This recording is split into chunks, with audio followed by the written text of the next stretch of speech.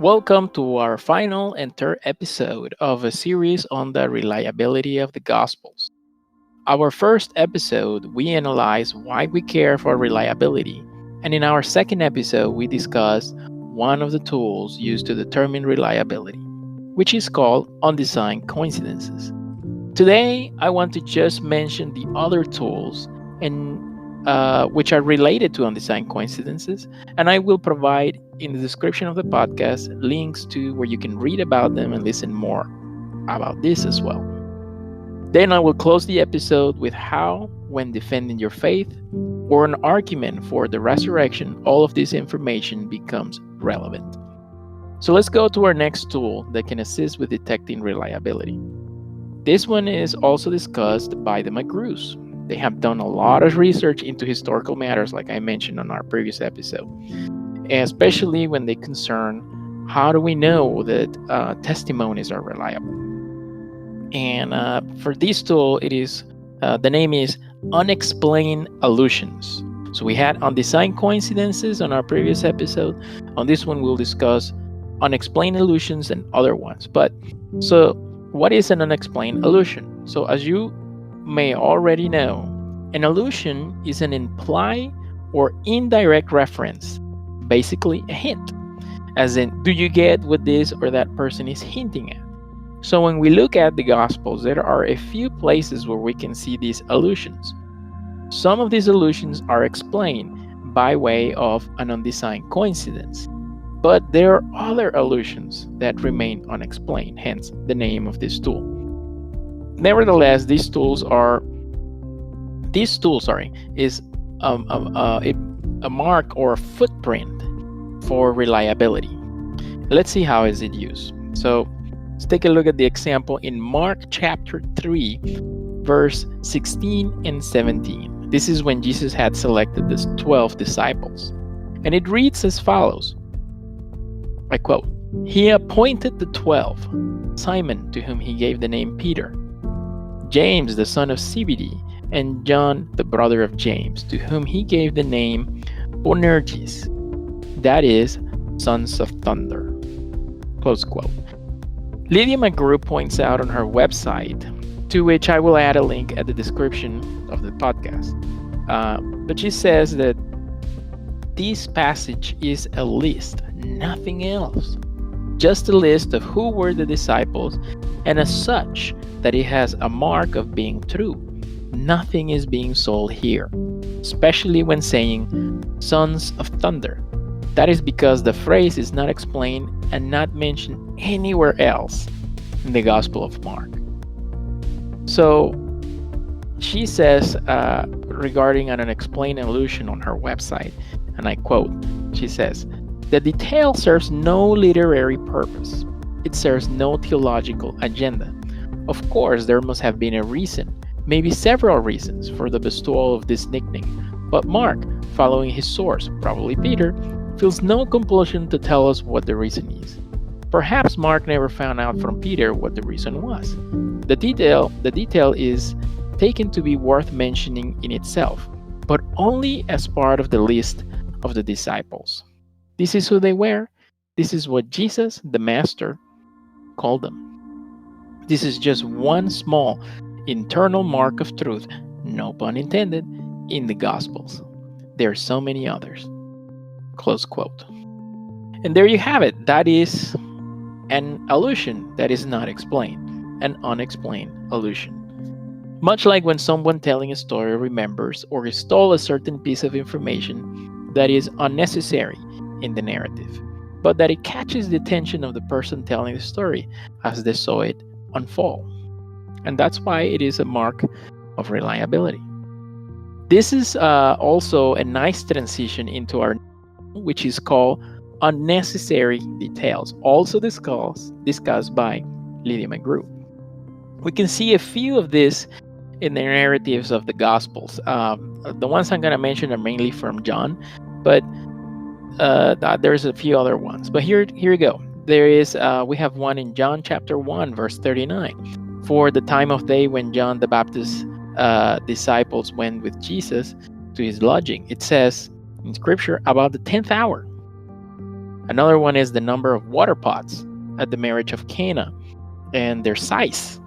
It says in Scripture 6, containing 20 or 30 gallons. This is found in John chapter 2, verse 6. Very random. Why would you want to know, how many gallons and how many were there? It's not like it adds to the story. So there is the number of years that work had been going on the temple before Jesus, Jesus' first cleansing. And in John chapter 2, verse 20, it says 46. Random facts. When was Jesus sitting by the well of Sychar? It says in Scripture about the 6th hour. That one is found in John chapter 4, verse 6. Then we have a very cool one, which actually was externally confirmed through archaeology. It is the number of porticos at the pool of Bethesda. And that one is found in John chapter 5, verse 2. Now, the reason I mentioned this was archaeologically already confirmed is that in the there was a little instance here that Lydia mentions on her video for when she's talking about this particular example. I didn't know this, and I thought it was really interesting. Apparently, in the early 20th century, there was a liberal critic named Alfred Lacy, and he said that this part of the porticos was an invention as an allegory of the 5 books of Moses. But we came to find out that in the 1950s, the 5 porticos were found, and there you have it. Shame to this guy. But more to the reliability of the Gospels. They're getting things right, even though these are unnecessary details. Another one is Jesus was asleep on a pillow in the boat. Mark chapter 4, verse 38. On a pillow, guys, on a pillow. Why would we need to know that he slept on a pillow? He was asleep on a pillow. On the feeding of the 5,000, Mark chapter 6, it is mentioned that they sat down on the green grass. Why include that detail? Why say green grass? Why not just say they sat down, period? Well, there is an undesigned coincidence that is attached to this one a little bit in the book of Hidden in Plain View by Lydia. The undesigned coincidence that is attached to this unnecessary detail basically says that the green grass hints that this time was the time of the Passover from the Gospel of John when it was mentioned. So very interesting things that connect together and different tools. We also have on the feeding of the 4,000 7 baskets full of leftovers after the feeding, and a different number and word for basket for the feeding of the 5,000. We can see this on Mark chapter 8 verse 8 and chapter 6 verse 43. We see also another example would be Jesus' precise actions in curing the deaf and mute in Mark chapter 7 verse 33. Very, very incredible details. Take a look at those. You will see why they seem to be unnecessary details. So, as you can see, there are tons of unnecessary details on the accounts. Things that are recalled vividly by those telling the story. These are marks of reliability. Let's move on to our next tool. This one, Lydia calls it exe homo, which means behold the man. This is basically analyzing the personality of Jesus among the Gospels. She concludes that there is a high degree of consistency among the accounts and ways Jesus talked to people. She states on her website regarding this tool, and I quote, she says, "We need a catchy name for the argument that Jesus is the same man in all 4 of the Gospels, with the same personality, modus operandi, and even tricks of speech, and that he can be seen to be the same man very strikingly by attending to the text." This was an argument known to those of all 18th and 19th century guys. J.J. Blunt discusses it, William Paley has a section on it, and as I say, Leaves shows it as well. And C.S. Lewis repeatedly talks about the Boswellian nature of the Gospels as memoirs of Jesus, and the sense that one has met a very particular and vivid person through these accounts. I propose that this be called the exe homo argument. Behold the man, When we look at Jesus in one gospel and then in another, we see the same man over and over again. Critical scholarship, in its typical myopic fashion, obscures this fact by talking ad nauseum about the Jesus of Matthew, the Jesus of Luke, the Jesus of John, but in fact, an unprejudiced and attentive reader will come to see that there is really just one Jesus in the Gospels. And this close quote, sorry, this way of arguing for reliability is discussed briefly on her website. So there you have it. That is only one Jesus. That is another tool used in there. Moving on, let's see here. It looks like, yeah, so those are the tools I have so far for an internal look into the gospel. So let me put it this way. What I've shown you so far is several tools used to determine reliability, but just a few examples of how those tools have been used. And the reason is because the intention of the podcast is to explore and open some doors for you, the listener, to continue on a journey of investigating this information further. The information I have provided in the last podcast is mainly discussing internal footprints. That's what I was trying to say. Internal footprints of reliability.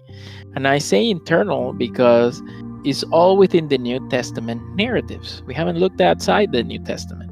So what about extra biblical information, right? What do we do? Do we have anything there? And I want to say, yes, there is quite a bit of information here too. But I don't want the podcast to go on and on this information when it's already laid out.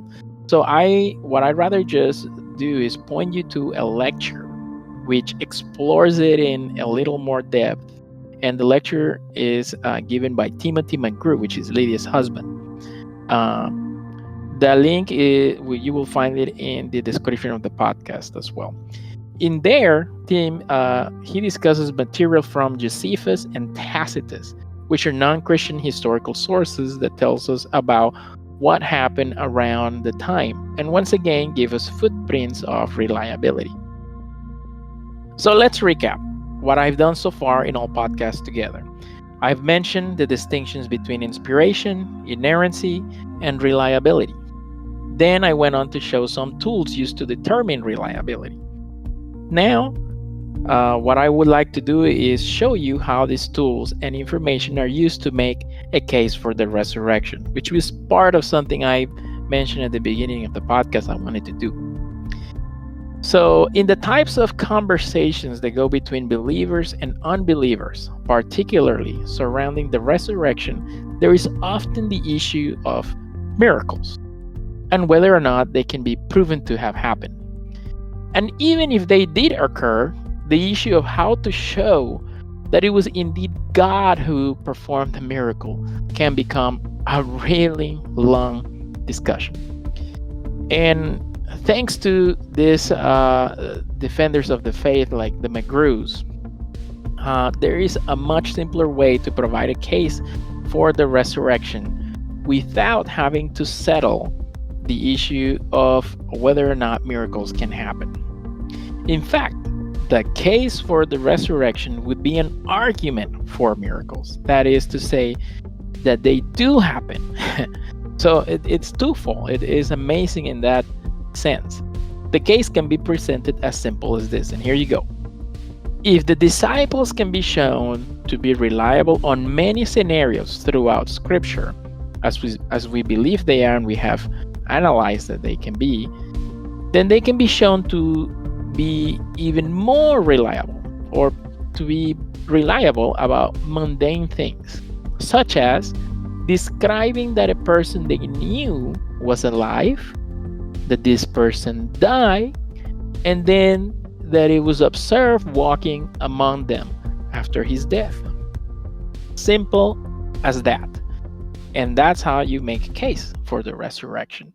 Because if they can show these three things, that they observed him, that they knew him, he was alive, they saw him die, and then they saw him alive again after his confirmed death, then you have some explanation to do. And that's what the argument stirs us, the people who was reading about these accounts, to do, to find what is the best explanation for this. Now, the main objection that arises from this line of argumentation is to keep pushing that the apostles' testimony is unreliable. However, that is the very thing that is defended through the use of the tools that I have took time to mention. So in order for us to reasonably conclude that the testimony is unreliable, the people making the charge that this is unreliable, they need to deal with the evidence presented. They would need to bring some counter information that either shows the tools used do not work at all, or that they are not sufficient to show reliability. I think that on both counts, the cumulative case is quite strong and requires to be treated seriously, rather than being dismissed on simply asserting over and over that the testimony provided in the New Testament is unreliable. As you can see, arguing this way does not presuppose that miracles happen, but rather can be shown as an argument for the best explanation of all the information explored. That is to say, that the best explanation is the one that the apostles themselves provided, that Jesus rose from the dead, and therefore that miracles can happen. So as you can see, that it is an argument for miracles that we can use these testimonies. Now, there is a very good lecture I came across recently on this matter of testimony as well.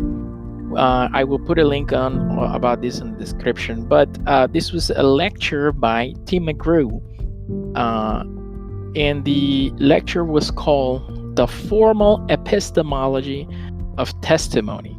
It was fascinating to hear it. And I know the word epistemology is a loaded word, so I will try not to mention it again. But what it means is that is the formal word used in philosophy for how do we know something. So in this case, it would be how the formal way on how do we know things through testimony. So you can have knowledge through testimony. And to expand on the objections to testimony, there are several lines of that skeptics have provided on this front to show unreliability. And some of it has to do with arguing, for instance, that Jesus' tomb was not empty, or that he faked his death, or that the witnesses were hallucinating, rather than expanding too much of them. I even remember hearing one that Jesus had a twin brother. These are all objections that are brought up to the table, and they need to be discussed. And they all portray to say that the testimony given by the apostle is unreliable, cannot be trusted. And that's the whole point, right? That they want to do. Because they know that if you can prove their testimony to be reliable, you have some explanation to do about those events. That a man was alive, died, and then was alive again. And clearly, if they were telling the truth, then the best explanation is that God raised Jesus from the dead. So we have arrived at the end of this series on the reliability of the gospel. And I want to emphasize just one important thing that can be summarized for this series of 3 episodes. That is that Christianity is a religion that is dealing with facts of history, an event so wonderful that can change anyone's life. And if you're someone in the audience for this podcast who doubts, who's not convinced through the evidence, or even simply thinks that this is all make-believe, I encourage you to analyze the tools I have mentioned. Go ahead and study the literature. For as Blaise Pascal, a great mathematician, physicist, and even philosopher, once said regarding God's existence, he said, I quote, "If you gain all. If you lose nothing." End quote. Thank you for listening. Please subscribe to the channel and write us to the email in the description as well. Thank you so much and have a blessed day.